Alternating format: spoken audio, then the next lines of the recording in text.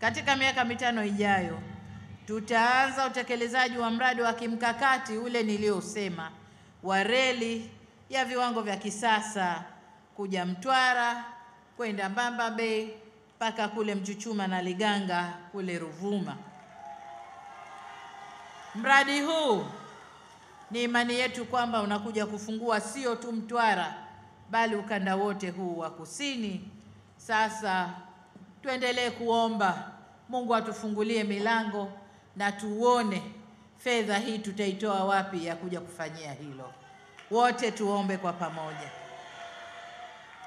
Ndugu zangu wana Mtwara, pamoja na uwekezaji huu mkubwa kwenye miundombinu inayokuja kuleta mageuzi Mtwara, hapa mjini ninafahamu kuna changamoto ya mafuriko, lakini Nanauka ameisema vizuri, kazi inaendelea na kadhia ile katika maeneo yale ya Chuno, Magomeni na Mtonya mpaka Chikongola inakwenda kuwa historia.